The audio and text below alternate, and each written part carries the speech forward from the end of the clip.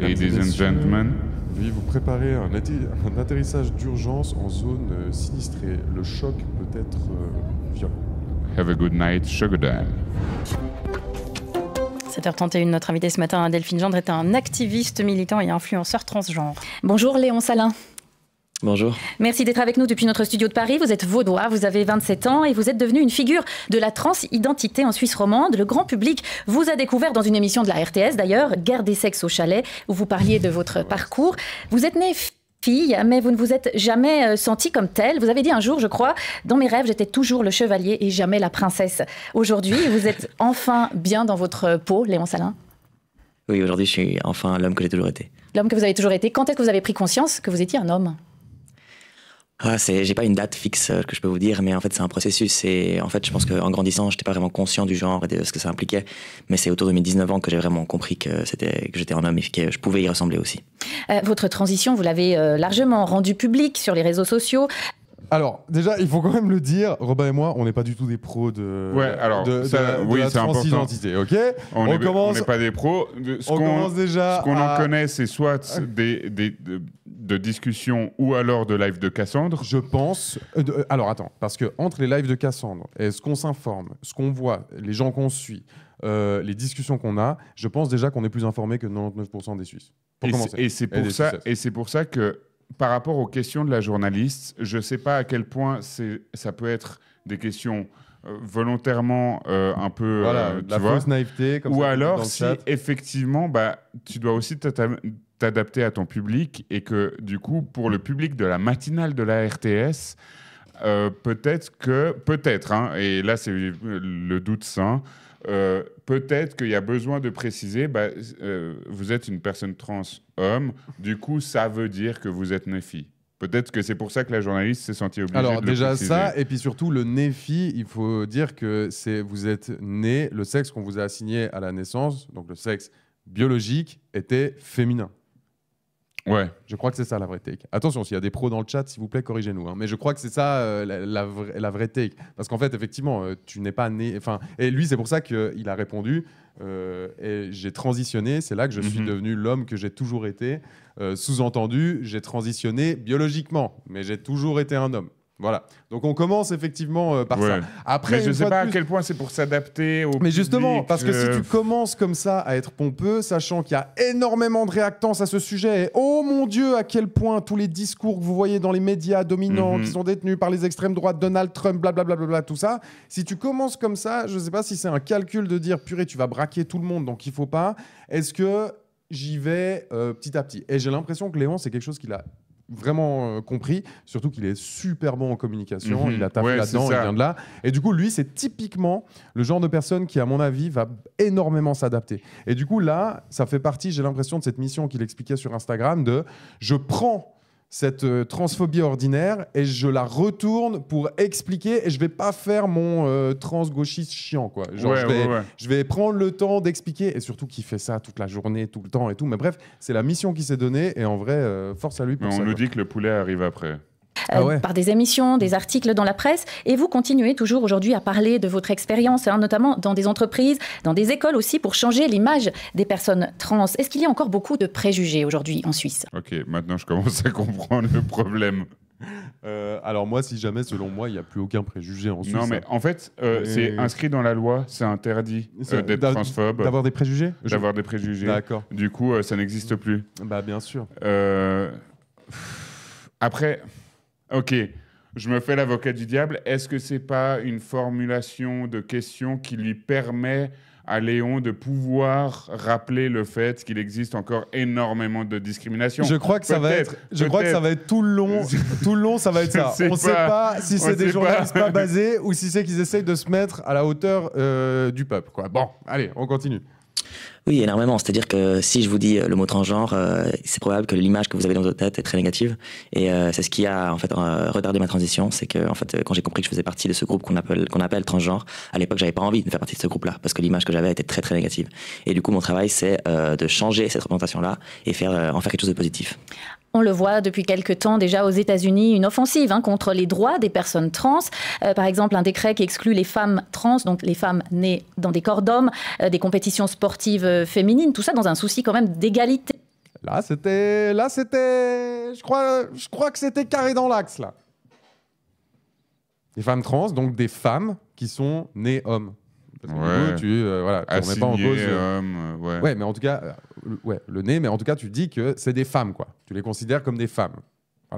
À l'égard des femmes nées dans des corps de femmes. Pas des On va hommes y qui sont revenir, mais devenus des femmes. est-ce que ce genre de décret non, de mais attends, des mais- compétitions unies, une offensive contre les droits des personnes trans, par exemple un décret qui exclut les femmes trans, donc les femmes nées dans des corps d'hommes, des compétitions sportives féminines, tout ça dans un souci quand même d'égalité à l'égard des femmes nées dans des corps de femmes. Ouais, donc elle prend quand même un peu la tech. Enfin, ça, il n'y a pas forcément besoin de le dire parce que ça, c'est véhiculer la propagande trumpiste pour dire que la discrimination contre les personnes trans, c'est pour l'égalité des femmes cis. Ça, par exemple, c'est pas un commentaire qui a été nécessaire dans le cadre de sa question, tu vois. Pour moi, là, elle sort déjà de son rôle neutre et apolitique. Là, c'est Ok, donc, véhiculer tout le le long de ce discours truc, ça va être- propagandiste de Trump. Oui, mais c'est ce qu'elle a dit. En fait, ça fait partie de sa question, donc je comprends Ouais, pas pourquoi tu bases. ouais. C'est sa question. Elle résume l'idéologie de Trump. Et elle va avoir une question On pourra y après. revenir, mais est-ce que ce genre de décret, de décision qui nous vient des États-Unis vous inquiète et vous choque ? Alors oui, et surtout que ça vient déjà en Europe. On a vu récemment avec ce qui s'est passé en UK. En Grande-Bretagne. Enfin, c'est vrai que en Grande-Bretagne, pardon. Oui, c'est vrai que c'est des décrets qui me font peur. Surtout que moi, j'habite ici, j'habite en Suisse, en France, et je me dis mais quand est-ce que ça va venir ici et est-ce que je vais en souffrir? Est-ce que ça va me restreindre ma vie en fait? Parce que pour moi, par exemple, aller dans les vestiaires ou les WC qui me correspondent, c'est vital. Je peux pas commencer dans les toilettes des femmes. Je veux dire, si je me retrouve dans une toilette des femmes, bah, je vais me sentir pas du tout à ma place. Et c'est ce qui se passe aujourd'hui en Grande-Bretagne. Mais peut-être que dans l'autre sens, on peut aussi ressentir la peur de certaines femmes de se retrouver dans des vestiaires où il y aurait des femmes trans qui auraient gardé leur appareil génital masculin. Vous comprenez aussi cette crainte? Écoutez, Celle-là, pour moi, c'est une des pires. Celle-là, pour moi, c'est une des pires parce que c'est tellement éloigné de toute réalité. Genre, c'est tellement remettre tout sur tous les stéréotypes de genre, tous les stéréotypes clichés, voilà, sur les hommes toxiques dans le pénis, alors que c'est pas ça.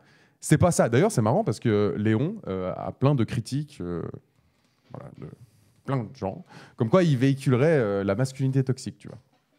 Alors que dans ces mêmes vidéos, il raconte que, bah, du coup, pour l'instant, en tout cas, il n'a pas de pénis. Et c'est lui qui le dit hein, sur les réseaux. Donc, voilà. Ouais, parce qu'il est très ouvert sur ces questions-là. Il a choisi il est de... transparent avec ça. Et du coup, il a fait un reel où il dit qu'il n'a pas de pénis et qu'il se balade toute la journée, qu'il dort même avec sa prothèse, qu'il l'a absolument H24. Voilà, bref. Du coup, il le dit, tu vois. Et du coup, lui-même est accusé de véhiculer des stéréotypes de genre parce qu'il parle tout le temps du fait qu'avec sa dysphorie de genre, eh ben, il joue beaucoup la masculinité, il fait beaucoup de fitness et voilà. Et du coup, preuve en est que c'est pas lié concrètement à l'organe génital, au pénis. Du coup, cette question de dire que le fait que tu aies des femmes trans, je veux dire, ça veut dire quoi? Ça veut dire ces femmes trans, elles vont venir dans le vestiaire, elles vont faire l'hélicoptère comme ferait un homme qui va dans un vestiaire d'hommes, de gros beaufs, ferait l'hélicoptère et irait violer toutes les femmes qui sont autour. Genre, c'est terrible d'imaginer ça, c'est terrible, c'est hors de toute réalité. Et c'est aussi chier sur absolument toutes les théories féministes par rapport aux questions de violence sexiste et sexuelle qui montrent que ça n'est pas... Il ne faut pas le réduire à le fait d'avoir ou non un appareil génital masculin, que c'est tout un processus et un système de domination qui amène à ces violences-là, et que d'avoir un sgeg ou pas, ça ne change pas ta position dans ce rapport de force des VSS. Et enfin, ça chie vraiment sur toute la théorie féministe. Toute la théorie féministe. Oui, et surtout, ce qui me fascine, une fois de plus, c'est que c'est hors de toute réalité. Si vous connaissez des femmes trans, jamais, mais enfin, je veux dire, elles sont tellement stigmatisées, c'est tellement dur de revendiquer cette identité dans la société aujourd'hui telle qu'elle est, que t'inquiète pas qu'à mon avis, quand elle est dans le vestiaire des femmes, du coup, là où elle devrait être, eh ben, c'est dans le petit coin, et puis ça commence pas à faire la maline, tu vois. Et vraiment, c'est transposer cette histoire de la masculinité qui prendraient toute la place dans le vestiaire, enfin des gars dans le vestiaire de foot, et juste les transposer sur une femme et dire vous pouvez comprendre quand même que en fait c'est ce que Poncet avait dit là, tu te souviens dans l'émission Poncet il avait dit que c'était encore pire dans l'émission avec Mathilde Mottet dans le point G, il avait dit c'est encore pire, il avait pas dit ça, il avait pas posé la question en mode mais est-ce que vous comprenez que, il a pas dit ça, il a dit c'est comme ça qu'il y a des viols dans les vestiaires, c'est quand il y a des gars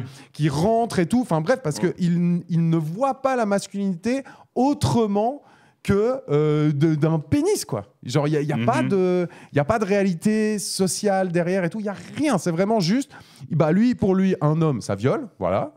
Et puis, du coup, si une femme a un pénis, c'est un homme, du coup, tu la mets dans les vestiaires des femmes, ça viole. Voilà. Oui, sauf que l'affaire en Grande-Bretagne, là, par rapport à leur décision sur la définition d'une femme... Cassandre en a parlé, il n'y a rien qui va là-dedans, mais sur la question précisément des toilettes publiques, ce qui est intéressant, navrant, désolant, je ne sais pas comment le dire, c'est que du coup, ça interdit aux femmes trans d'aller dans les toilettes trans, mais ça interdit aussi aux hommes trans d'aller dans les toilettes des femmes. Ouais. Bah oui, parce que regarde, Léon Salin, regarde à quoi il ressemble. Tu vois ça dans un vestiaire de femme. Les transphobes ne reconnaissent pas qu'une femme trans est une femme, mais... reconnaissent à demi-mot, mais pas complètement non plus, avec de la discrimination quand même, mais que un homme trans, en fait, n'est pas un homme, mais est en tout cas plus une femme. Et donc, comme il faut absolument protéger à tout prix cet être si fragile et si... valeureux dans notre société qu'est la femme qui peut enfanter, machin, patati patata, du coup, il faut que des femmes cis dans leurs toilettes. C'est tout. Et c'est vraiment ridicule parce que du coup, ils reconnaissent une forme de transidentité avec les hommes trans, mais ne la reconnaissent pas avec les femmes trans et ça crée un bordel pas possible. Ouais. Et puis concrètement, aussi par rapport à une autre réalité qui montre que pour moi, cette question, et une fois de plus, c'est une question que plein de gens te sortent comme ça, comme si c'était un argument facile, hyper banal et tout. Une fois de plus, là où c'est complètement hors de toute réalité, c'est que quoi, genre...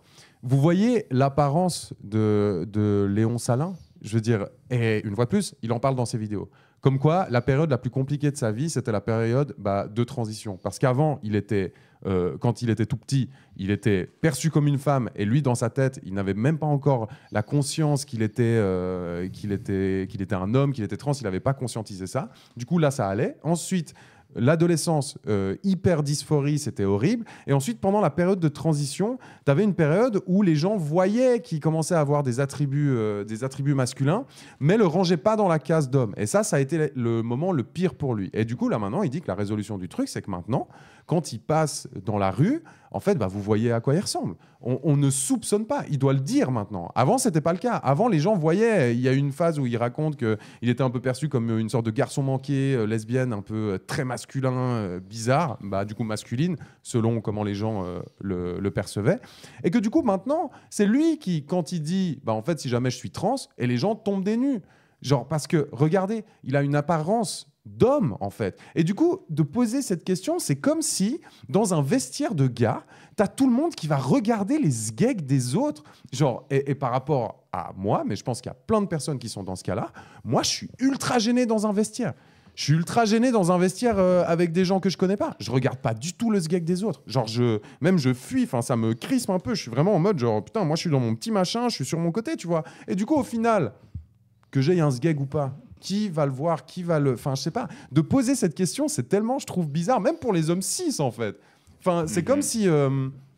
Non, mais et aussi, c'est Cassandre qui en parlait, que pour les femmes cis aussi, c'est un danger, parce qu'il y a eu un cas en Grande-Bretagne où une meuf cis s'est faite sortir des toilettes des meufs par un mec qui est rentré dans les toilettes des meufs, et parce qu'il avait décidé que cette meuf, en fait, elle était trans. Il en était persuadé, et du coup, il l'a sortie manu militari, avec violence physique, des toilettes, parce que pour lui, dans sa tête, ça...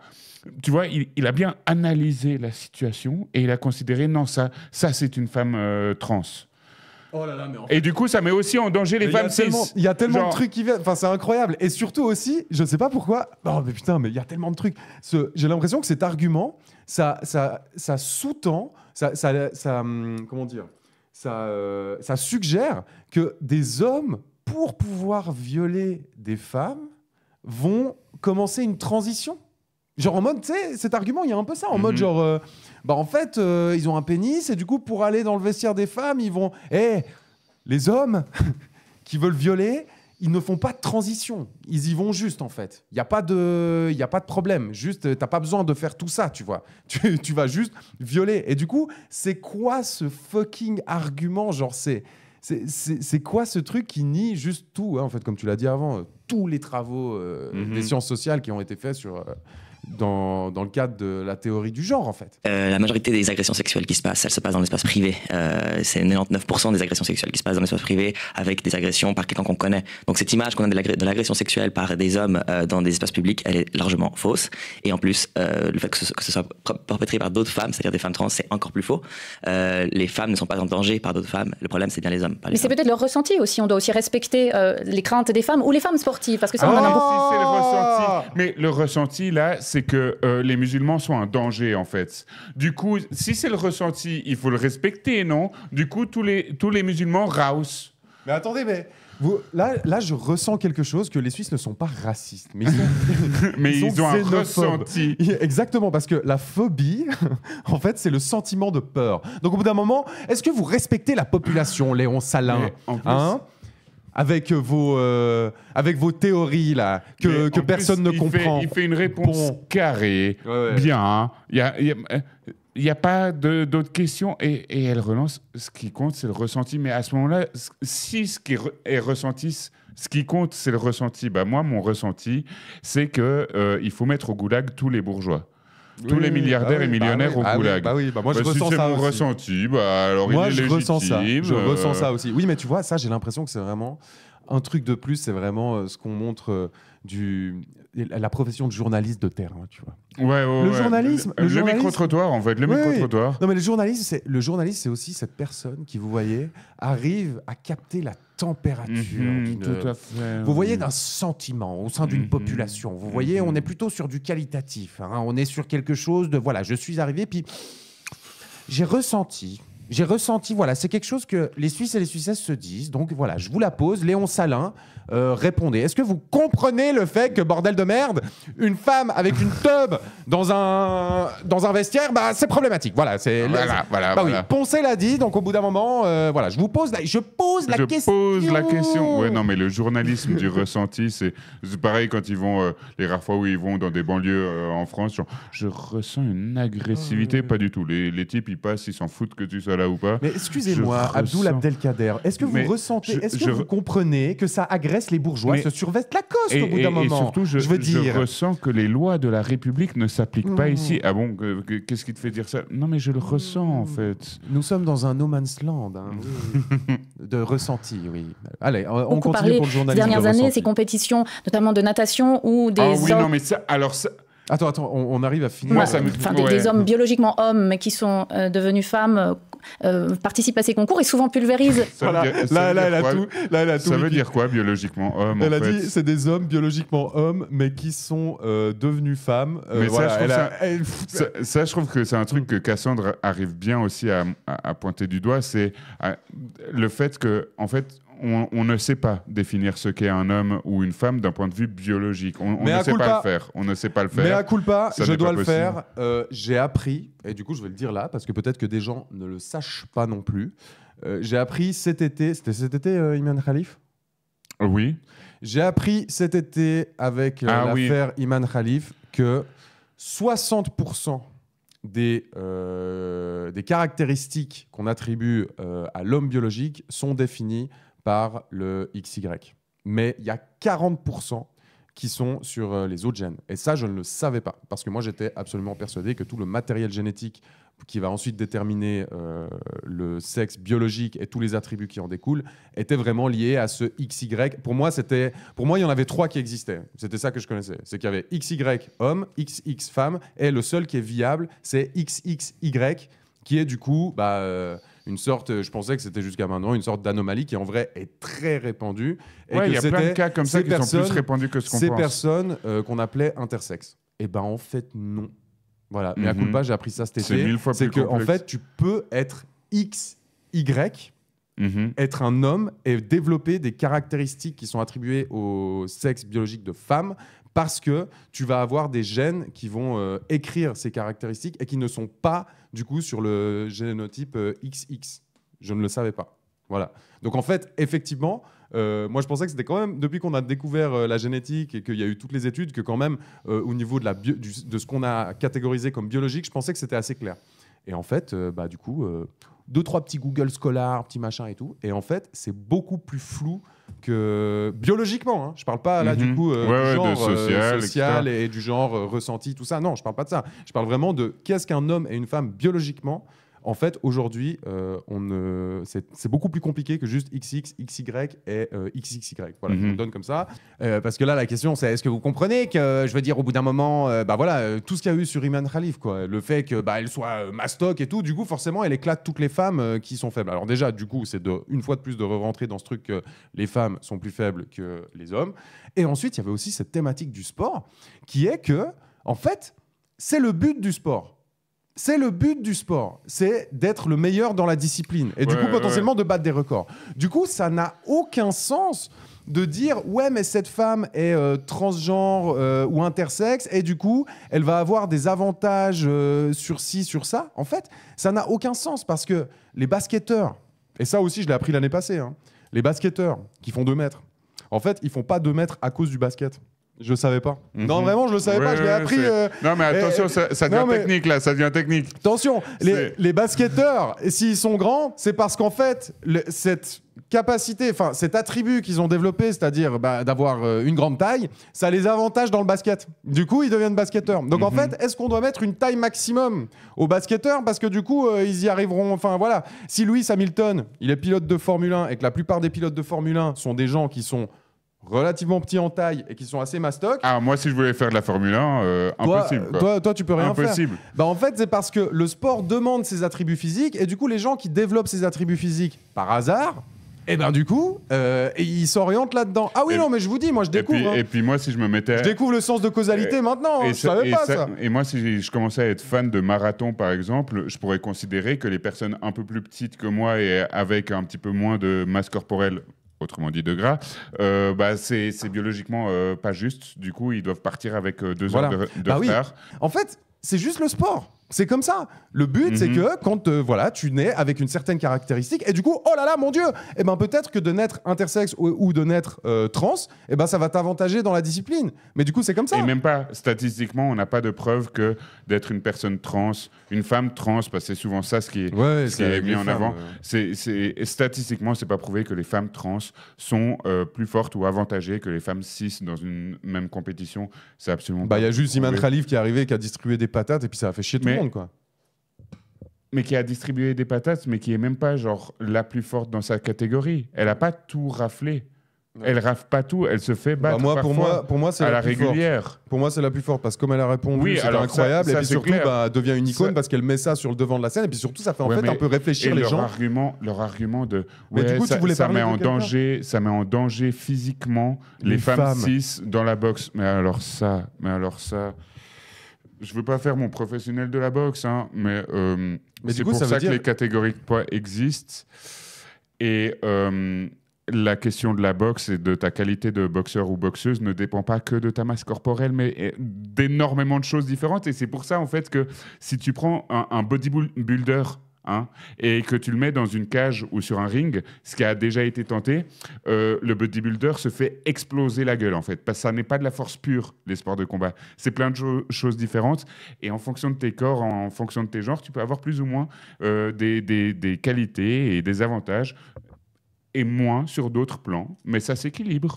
Mais tu sais quoi, pour les échecs, parce que les échecs, c'est un sport, on va faire test de QI à tout le monde. Et alors, celui qui dépasse 150... c'est Rouse de la compétition, parce que sinon ce serait injuste, tu vois. Ça n'a aucun fucking sens. C'est bon, stop. Léon Salin, vous avez dit la Suisse n'est plus un pays sûr pour les personnes trans. Pourquoi dites-vous cela? Est-ce que vous pouvez nous donner déjà, il est gentil, parce qu'il sous-entend qu'avant c'était un pays sûr. Des exemples. Alors, le premier exemple que j'ai, c'est que je n'existe pas dans la loi de mon pays. Il n'y a rien qui est mis en place pour me protéger dans mon pays.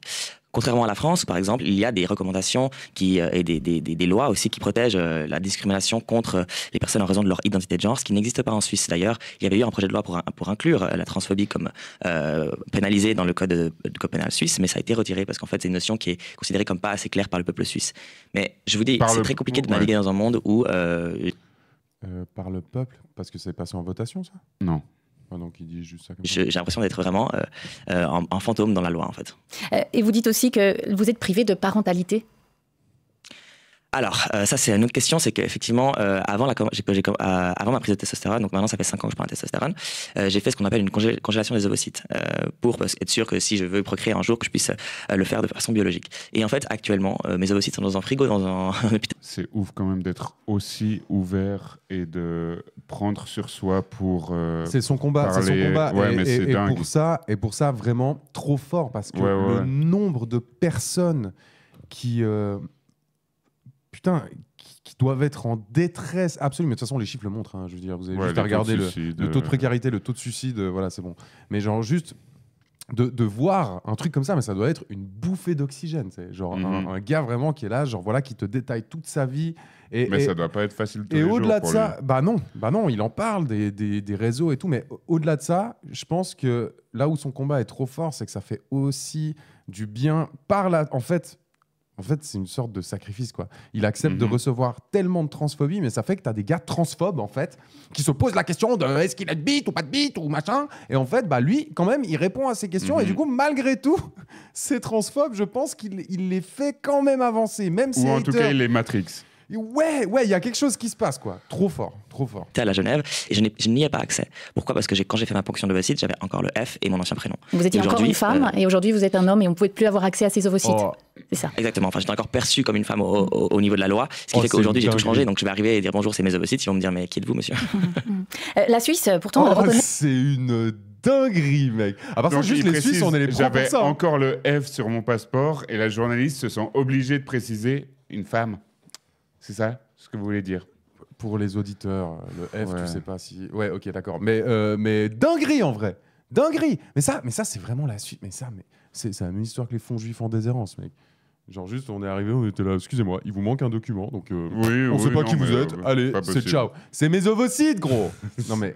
Mais le changement de sexe, j'insiste sur le terme changement de sexe parce que c'est le terme officiel, la formule officielle. La Suisse reconnaît le changement de sexe sur simple déclaration à l'office d'état civil à partir de 16 ans. C'est un des pays les plus libéraux au monde. Oui, effectivement. Moi, j'ai pas eu la chance de passer par ça parce que je l'ai fait juste avant que ça change au niveau de loi. C'était en 2021, ça fait rare. Et ça, c'est très très bien parce qu'en fait... Non mais attends, mais on est vraiment un des pays les plus libéraux pour le changement de sexe et il n'y a pas de loi contre la transphobie dans ce pays. Genre, je vous dis, les personnes trans, on souffre énormément de toutes les barrières qui nous ont mis à notre transition. Il faut savoir que les personnes trans, on a 8 fois plus de chances de se suicider que les personnes cisgenres. Donc cisgenre, c'est le contraire de transgenre. Et en fait, toutes ces mesures qui nous empêchent d'aller plus vite dans notre transition sont des mesures qui contribuent à notre mal-être. Et moi, j'ai dû passer par le tribunal pour changer mon prénom et mon genre, ce qui a été extrêmement lourd. J'ai dû faire un dossier épais comme le livre que j'ai écrit, en prouvant que j'étais bien un homme, que j'utilisais bien le prénom Léon. Et ça, c'était extrêmement douloureux à faire passer. Et l'attente était très, très, très, très, très longue. On pourrait vous rétorquer qu'aujourd'hui, c'est peut-être trop facile, c'est une décision qu'on pourrait prendre trop à la légère, alors que c'est pas une décision sans conséquence, non ? Alors, personne ne transitionne pour le fun, dans le sens où on transitionne parce qu'on est nous-mêmes, il n'y a pas de motif autre derrière la transition. Donc en fait, si quelqu'un fait ce chemin-là, c'est qu'il y a une raison, et que ce chemin-là, il est véridique à leur âme. Après, laissez-nous l'espace aussi de tester. C'est tellement une décision qui est effectivement lourde, mais on a tellement de pression sur nos épaules qu'une personne trans qui se laisserait prendre son temps et qui douterait un peu serait forcée d'arrêter sa transition en disant « mais si tu doutes, c'est que c'est faux ». Laissez-nous la place au doute. Léon Salin, vous êtes ce qu'on appelle un influenceur. Aujourd'hui, vous êtes suivi par, je crois, 80 000 personnes sur Instagram, des dizaines de milliers d'autres sur d'autres réseaux sociaux. Votre notoriété, vous l'utilisez justement pour mieux faire accepter les personnes trans dans la société. Vous sentez aussi une responsabilité vis-à-vis des jeunes qui vous suivent et qui peut-être... Alors, excusez-moi, mais Sugadam, oui, vraiment trop bien qu'il passe à la RTS pour parler de ça, à part ça. Effectivement, après là, il passe dans le coin. C'est 15 minutes dans la matinale. Alors certes, c'est peut-être écouté, mais bon, c'est de loin pas un sujet... que traite la RTS, ou en tout cas que traite comme ça. Puis en fait, non, on voit le traitement. C'est, je veux dire, lui qui arrive à... J'allais dire, presque heureusement que la RTS ne traite pas de ce sujet plus régulièrement, parce que les pays qui ont commencé à traiter de ce sujet régulièrement, c'était pour faire passer des messages transphobes. Donc, on est dans un dilemme. On est coincé. Vous admire parce que votre parcours est assez admirable, vous êtes bien dans votre peau et qui ne serait pas prêt à faire une transition mais par mimétisme pourrait commencer cela. Est-ce que vous avez ce regard un peu aussi de distance vis-à-vis de ces jeunes? Alors, je pense que j'ai un rôle très important pour les jeunes. Je vais raconter une histoire. Moi, j'ai ça se fait plus de respecter les invités. Non. Quand ils sont trans, moi, je le vois pareil que, genre, vous êtes influenceuse musulmane, vous portez le voile, peut-être que vous influencez des personnes qui vous suivent. Enfin, genre, tu peux le faire sur absolument tous les groupes de personnes discriminées. Genre, en fait, comme vous en parlez, vous favorisez les gens à intégrer votre groupe social. C'est ça. Donc n'en parlez plus, parce que sinon il y aura plus de gens comme vous. Donc c'est grave en fait ce que vous faites. Ah bah je me réjouis qu'on se retrouve à sa place et qu'il nous fasse attendez, mais vous êtes influenceur, du coup vous voulez que les gens soient comme vous, révolutionnaires, et puis là on pourra oui, dire madame. Oui. compris que j'étais transgenre parce que j'ai vu un autre homme trans. Comment est-ce qu'on peut être quelque chose qu'on ne sait pas qui existe? J'ai grandi au Mont-sur-Lausanne, dans une petite ville, enfin plutôt village, où il y avait personne qui parlait de ces sujets-là, et la visibilité d'un homme transgenre m'a permis de comprendre qui j'étais. Mais attention, cet homme-là, il m'a pas rendu transgenre. J'étais transgenre à la base, mais il m'a permis de mettre des mots sur mon ressenti. Et c'est ce que je fais, moi, pour les jeunes d'aujourd'hui. Je leur permets ceux et celles qui se sentent transgenres, qui sentent en décalage entre leur identité de genre et le genre qu'on leur a assigné à la naissance, et qui me voient vivre une vie plutôt positive, être bien dans mon corps et vivre bien, eh ben, ça peut leur donner des mots et le courage en fait, de faire ce dont ils ont besoin de faire. Je ne rends personne trans. On parle aussi aujourd'hui des... Et nous c'est pareil, hein. Nous, c'est tout le monde est révolutionnaire. Tout le monde est révolutionnaire, c'est juste que les gens ne le savent, ne savent pas. Ça, il y avait une vidéo qui avait beaucoup tourné et qui était connue, mais que je trouve assez intéressante. C'était dans un podcast où il parlait de cette question, un podcast américain, je crois, et où un gars prenait un exemple par rapport à cette question de l'augmentation du nombre de personnes trans dans la société ou de nombre de personnes qui se déclarent LGBTQ+. Donc, tu avais des transphobes, etc., qui étaient là, genre, vous voyez, vous avez un impact parce qu'on voit dans les courbes qu'il y a de plus en plus de personnes qui se considèrent LGBTQ+. Et l'autre personne a répondu, mais en fait, avant, c'était mal vu d'être gaucher. Parce que dans la religion catholique, etc., tu pouvais avoir des répercussions extrêmement graves, voire même être tué parce que tu es gaucher. À partir du moment où on a commencé à normaliser la gauche. Le fait d'être gaucher, bah en fait, oui, il y a eu un pic de personnes qui se déclaraient gauchers, et ensuite ça s'est stabilisé, et on a réalisé que ça s'est stabilisé au niveau naturel à prendre avec beaucoup de guillemets, machin, etc., mais à un niveau juste où avant les gens ne le déclaraient pas et le cachaient et se forçaient à être droitiers pour justement ne pas être butés en fait. Et juste le fait de vivre une oppression cache certains groupes sociaux, et ensuite quand elle est moins opprimée, bah, elle va plus se dévoiler, mais ça ne fait pas augmenter le nombre de personnes qui le sont, c'est juste qu'elles en parlent plus volontiers. C'est tout. Oui. Et c'est simple. Et je trouve que cet exemple des gauchers est assez parlant. Bah ouais, de ouf. Oui, allez tous vous abonner à Léon Salin et vous débarquez dans les DM en lui disant force à toi, t'es trop fort. Et si jamais juste il y a ces deux Gulus qui ont parlé, ça te dirait pas une fois si t'as envie d'accepter, parce qu'en vrai, Léon Salin, moi je l'ai déjà rencontré une fois, une teuf. Il était super cool. Et puis, j'allais l'interviewer, mais dans le cadre de mes anciennes fonctions. Ouais. Et du coup, jamais pour Eteikos, et je sais pas s'il accepterait. Je pense en vrai juste que déjà il habite à Paris, et puis il a tellement de projets aussi avec sa meuf, Lacna, et enfin bref, ils font tellement de trucs. Enfin, on est tellement des petits par rapport à lui que je sais même pas s'il aurait le time. Mais peut-être que s'il y a genre une quarantaine de personnes qui débarquent dans ses DM et qui lui disent mec, ce serait vraiment trop cool pour la Suisse, et ben peut-être que bientôt il y aura un live avec Léon Salin, ce qui serait un immense plaisir. Dérive des détransitions, des jeunes qui regrettent leur transition, qui veulent retrouver cette identité d'avant. Vous êtes sensible à ces cas? Ok, dans la population, il y a environ 2% de personnes trans, d'accord. Sur ces 2%-là, il y a 0,047% de personnes qui ont entamé une procédure de détransition. Quand on dit détransition, on parle de toute personne qui a eu un moment... le ton est différent là. Une envie de transitionner et qui a stoppé ce processus-là. Donc, ce qui se passe en général, c'est que c'est des personnes qui ont fait ce qu'on appelle une transition sociale. Une transition sociale, c'est quoi? C'est quand on change de prénom et c'est tout. Il n'y a pas d'intervention médicale, quoi que ce soit. Et ensuite, ces personnes-là changent d'avis. Ok, ça peut arriver. Maintenant, on utilise ces transitions-là, ces expériences de détransition transition sociale pour limiter des transitions médicales, qui sont deux choses complètement différentes. La probabilité de revenir en arrière, entre guillemets, une fois qu'on a entamé une transition médicale, est très, très, très, très petite. Donc, il y a un bruit médiatique qui est beaucoup plus énorme comparé à la réalité des faits. Il y a des cas en Suisse alémanique. Nadia Brönnimann, je ne sais pas si vous la connaissez, c'est la pionnière de la transidentité. Elle était devenue femme. Aujourd'hui, à 55 ans, elle décide de retransitionner vers son identité d'homme, et elle a été passablement critiquée par la communauté. Est-ce que vous ressentez cette intolérance de ces personnes qui choisissent après des années de faire le chemin inverse, alors qu'on ne peut pas la considérer comme transphobe? Alors, écoutez... Attends, le seul moment où la journaliste parle d'intolérance, c'est l'intolérance des personnes trans vis-à-vis des personnes qui ont détransitionné. C'est le seul moment où l'intolérance est un enjeu. C'est vraiment le seul moment où elle s'est dit « Ah, il y a de la discrimination, il faut agir ». Ça te paraît pas logique? Ouais, non, mais en fait, j'y avais pas pensé. Ça te paraît pas logique? J'y avais pas pensé. Pour moi, justement, il faut laisser les personnes faire leur chemin de vie. Cette personne-là, si elle a décidé de détransitionner à cet âge-là, ça lui appartient, et moi, j'ai aucun problème avec ça. Le problème, c'est que c'est utilisé contre nous, en fait, contre les personnes trans qui ont besoin de cette transition-là. Et c'est pour ça que ça crée la tension intercommunautaire. Je comprends les personnes qui ne voudraient pas que ce soit public, qui voudraient que ça reste... Parce qu'en fait, imaginez-vous le tollé médiatique qu'on vit quotidiennement en tant que personne trans. C'est énorme. En plus, là, avec Trump, avec ce qui se passe en Angleterre, etc., c'est des choses qui sont pour nous très dures à vivre. Donc, si on a encore plus des attaques visant la détransition, ça commence à faire beaucoup pour nos petites épaules. Est-ce que vous êtes favorable au fait qu'on attende la majorité des jeunes pour commencer une transition hormonale ou chirurgicale, comme c'est le cas maintenant aux États-Unis? Alors, non. Simplement parce qu'en fait, quand on parle de transition mineure en Suisse, quand on est mineur, on n'a pas le droit de toute chirurgie génitale est interdite avant la majorité de base. La seule chirurgie qui est possible avant la majorité, c'est la torsoplastie, donc l'ablation des seins, au cas par cas. En 2022, en Suisse, il y a eu 22 mineurs qui ont eu le droit à accéder à cette opération. Donc on va se calmer, hein. C'est pas énorme. Léon Salin, vous avez vécu, on l'a dit, 20 ans dans le corps d'une femme. Let's go. Non, mais c'est vrai en fait que cette interview jusqu'à maintenant, c'est appréhender un problème par un ton vraiment agressif, quoi. Genre, il y a pas de bienveillance, il y a pas d'essayer de comprendre l'autre ou quoi. C'est vraiment genre juste let's go. Aujourd'hui, vous êtes pleinement un homme. Est-ce que vous avez remarqué que la société a changé de regard sur vous? Est-ce que vous avez expérimenté autre chose maintenant que vous êtes un homme? Ah oui, la différence, c'est une énorme claque en fait.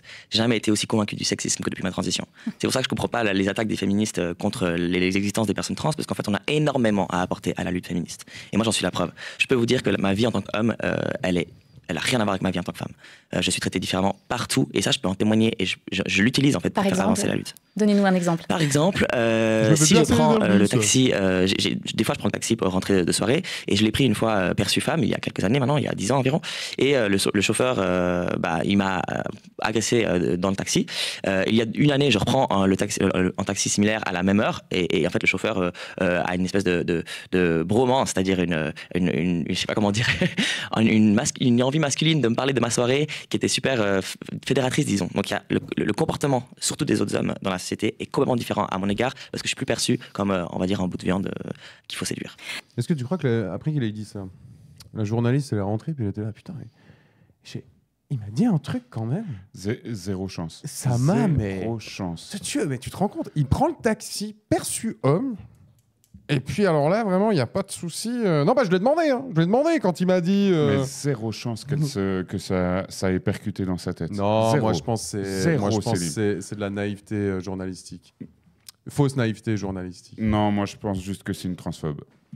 Léon Salin, merci d'avoir répondu à nos questions. Je rappelle le titre de votre livre qui vient de sortir, D'un monde à l'autre, une histoire de transition de genre, édition Le Duc, qui raconte donc votre parcours. Ah ouais, donc vraiment, il n'y a aucune question sur comment il se sent, sur qu'est-ce que ça lui a apporté, sur des éléments positifs, de qu'est-ce qu'il incarne, de qu'est-ce que vous dites aux personnes qui se ressentent, aux personnes qui seraient dans une situation, dans des questionnements, qui vivraient des choses difficiles. Qu'est-ce que vous avez à dire à ces personnes? Alors, il n'y a pas de l'espace pour ça, quoi. Est-ce que t'es pour ou contre avant 18 ans, qu'on te coupe le sgeg? Et le sport, vous y avez pensé au sport? Alors, dis les toilettes dans les pubs, On brûle quoi maintenant? Bonne question, je sais pas. Jusqu'à maintenant, j'étais plus sur les banques, mais là, je me dis, La RTS va y passer.